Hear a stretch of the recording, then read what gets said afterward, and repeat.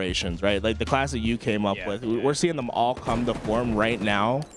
How was that experience where you were changing the old guard to the new, where all you rookies were coming in and starting to take over and essentially forcing pros to retire? I'd say a lot of that had to do with like the way Halo 5 was played, unfortunately, for the older guys. But I mean, yeah, like gaming is such a new thing, right? We've only been competitively playing games for what, like a couple decades now. Right. People are only going to get better and better over time, just because people know what it takes to be good, and they're just going to keep pushing the boundaries, keep pushing the limits of what it is to be great. And so you see that with that new talent for sure. Do you think there's like a 9-year-old prodigy somewhere that could take a spot on a pro team? Ooh, maybe not on a pro team right now. But yeah, you can definitely see a 9-year-old like probably going off, like hitting some nasty shots for sure. Because that's when you guys were like starting to learn about competitive Halo and like play at your high, like start playing at a higher level. Do you think, like, because you guys were really good at a young age, Boo Boo Doo was talking about it quite a bit, but do you think that one of you guys, like one of the elementary reach kids, could have been on a pro team and had seen success? Honestly, it's hard to say. I would probably say no. I'd say like during that time we were all individually skilled. But I'd say we definitely needed more time to develop. I'd say probably around the 15 age mark is where it gets more solidified. Like Shotzi, when he was 15, he was nasty. Yeah. Sure. It's crazy to think that like he was playing at 15, 16. Yeah. And winning world championships. Yeah. And I miss Shotzi every day. Oh yeah. You think what would it take for Shotzi to come back to Halo?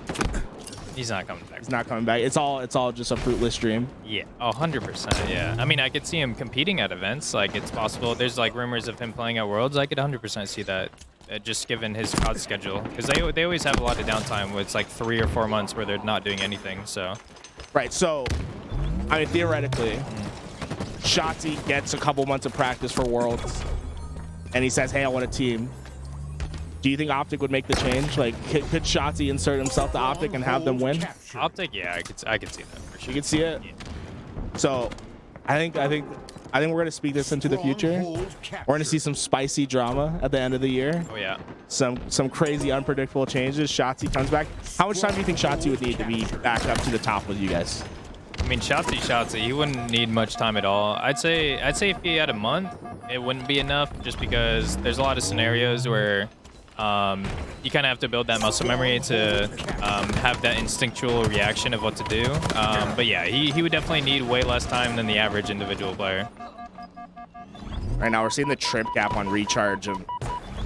How do you break these, man? I feel like the recharge in particular has been a map where we've seen Cloud9, like 250-0 people time and time again, and we see these huge runs. How do you get out of this situation that OpTic has eUnited in? Yeah, it's tough, right? Because good teams, I mean, you see it, this trip gap is just going on and on. Like, good teams are going to be able to split spawn you all around the map, and they're going to put pressure on you as soon as you spawn up. So, honestly, trying to break out of it, it's hoping that you get a good spawn for one, and trying to do your best to coordinate with your teammate of where you're spawning, so that you don't instantly die, right? Right. Like, the reason why that trip gap lasted for so long is because OpTic was collapsing perfectly, and eUnited was just giving them free kills, basically. Yeah, I love that insight. But one thing we'll less serious, but this corner of the map, right? We've seen something named after Trippy. You have a spot in Halo 5 that was named after you. Are you gonna find a spot in Halo Infinite? Do you have any eye on one of these maps where you're gonna get a spot named after you? Nah, probably not. No? I'm everywhere.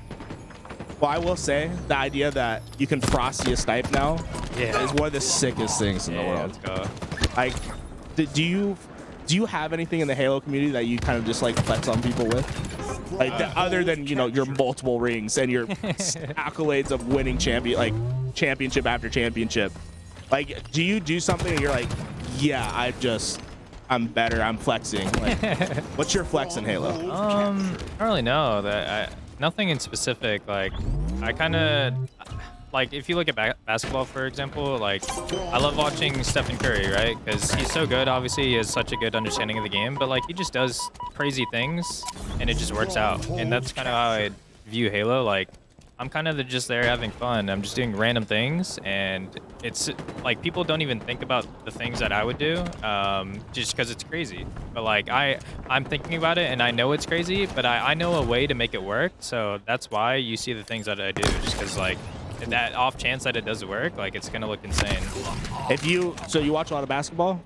Good amount, yeah. Yeah. If you had to say you're one player in the league, like who is your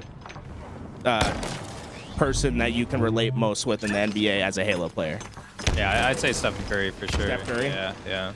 Now, what about, let's go through some of the players. So Formal right here. What basketball player is Formal? I don't know. He's a good, like, he might be like a Klay Thompson or something. He's just like a spot-up shooter.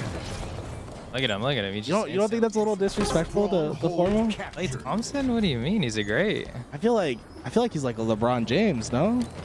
He just kind of gets on the court, and you just have to respect him. No, in that sense, yeah, 100%. But I feel like LeBron James is like overall, you know what I mean? Like LeBron James got the IQ. He sets up his teammates in shots, but I don't know.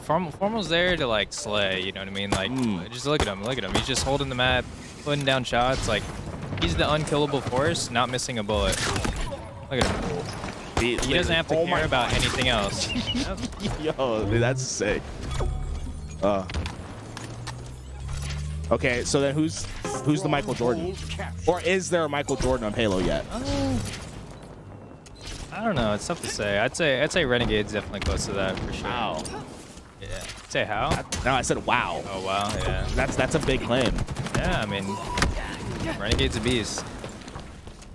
What's your team in the NBA? You got anyone in the playoffs? Considering like what the Warriors went through this year, I definitely would like to see them win. I'm not a huge Warriors fan. Like whenever they had their streak with like Kevin Durant and stuff like that, I didn't really care about them too much. Like I said, I'm from California, so. You're from Southern California. You're saying. Yeah. You're saying Golden State. Yeah. But this year. All right. Eagle team nearing victory. I'm a big Dallas Mavericks fan. I know you're in Dallas right now. You'll have to go check out a game for me when you can. Who's the Luka Doncic of the league? Might be Lucid, to be honest. I think Lucid is the Luka. They're both really white. They are, yeah, 100%. I think that's a spot-on analogy. Or it have to be maybe one of the EU guys as well. Are you afraid of any of the EU teams this time around? You've been able to practice them a little bit now, and right, yeah. I don't know if afraid is the right word, but yeah, there's a lot of really good European teams. I think Ascend is super good. We actually scrimmed them. They had the chance to come into North America and scrim some teams before. But yeah, we played them. I think it was like 11-2, but like you can see the potential. They have a lot of individually skilled players on that team. Right. Hey, I'm ready for it. I want to see one of these EU teams come out and do something. Well, OpTic do what OpTic does. Formal making plays. They get the job done every time. It feels like. Let's take a look at these stats over here. And Formal's just come in and he literally hasn't missed a step, huh? Yep. Especially 16. now, getting the time to scrim with the top team, he's definitely feeling it. You can tell he's feeling really good for this event too.